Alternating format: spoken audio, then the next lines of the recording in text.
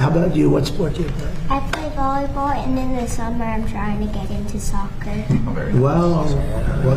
And with your height, do you smash the ball, the volleyball? Can you get up high? Can you jump high? Not very. Soccer might be better. I don't want to be. I'm just looking. I think she'd be a great soccer player. We've got to talk about what happened at the White House today, okay? I have a host of clips that I want to play, I want to react to, I want to talk to you about, because Donald J. Trump, okay, this is not going to be a new sentence for you. He is in full cognitive decline, okay? This guy is losing his mind. And as Americans struggle, consumer sentiment all-time low. I was at the gas station last night, $5.39. A war rages in Iran with no justification. He is in the Oval Office, and what was he doing today? Borderline falling asleep, talking about nuclear weapons in front of children. Donald Trump. Just another day, and we're going to talk about it. We're going to react to it. I also want to point out, this reminds me of one of the all-time Donald Trump clips. Tell me if you remember this. 2017, I believe it's Melania Trump, Donald Trump, Christmas Eve, calling families, and Donald Trump says to a 7-year-old boy on the phone, quote, do you still believe in Santa? Because at 7, it's marginal, right? He literally ruined a kid's Christmas. Does anyone remember this? Donald Trump's never exactly been the sharpest tool in the shed. So let's hop into this. Let's keep playing these clips. Before I do, my name is Chris Mowry. I do a daily video here on the Adam Mockler channel. It'd mean a lot if you go right down below, hit like and subscribe on this video, and check out my YouTube channel. It would mean so much. It's right down below, and here on the Adam Mockler channel. Make sure you are subscribed. Adam and I, love each and every one of you. You guys are the best. There's some big stuff coming soon, so make sure you're subscribed to be so you're on the lookout. All right, let's start with another clip, the first clip, technically the second clip from today. We can't let Iran have a nuclear weapon. You might be too young for this. I don't know if I want. They probably know. They probably know better than most people. But you can't let a bunch of lunatics have a nuclear weapon, or the world would be in trouble. The world would be in trouble. It's indeed a beautiful day to celebrate America's athletic traditions and champions in physical fitness and all of those things that I work so hard at on a personal basis. I work out so much, about 1 minute a day max, if I'm lucky.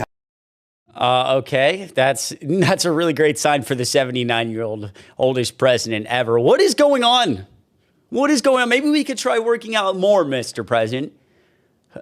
Because, what? Okay, this is from the speech the other day. I don't need to turn the audio on that. I really don't. Although I am at, according to CNN, 100% approval within the Republican Party.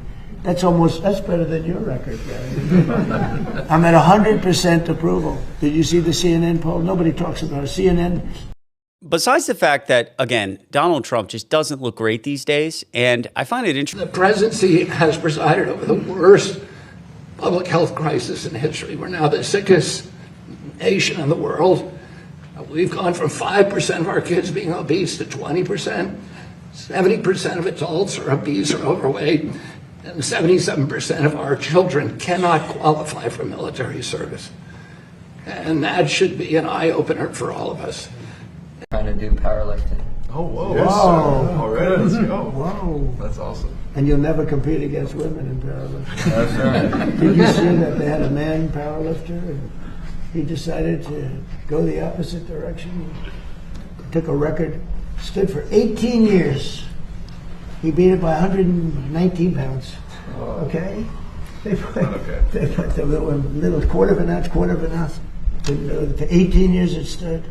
This guy he was a failed powerlifter, but he went on the other side and he decided that he wanted to go into women's sports, and he broke the record by 118 pounds. Think that's fair? Yeah.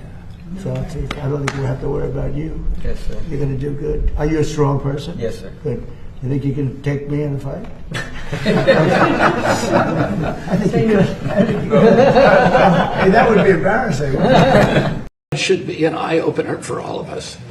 And I'm so grateful to President Trump for his leadership and his vision of reinstituting the physical fitness test and challenging Americans to compete with each other in a friendly, congenial way, and to help each other get in shape so that we can prepare for a great future that this administration is going to provide for this country. Well, again, just we're nodding off some more. Look at this guy. Look, I just like, oh God. Can you go do some of the physical fitness stuff? This was from the other day, a press conference Donald Trump gave. Tell me if this makes sense. 35 seconds. I could, with one swipe of the pen, I could say, let's have no employment, and I'll hire 1 million people or 2 million people. I say, we just hired 1 million people, and we have absolutely no employment. And that's what they would do.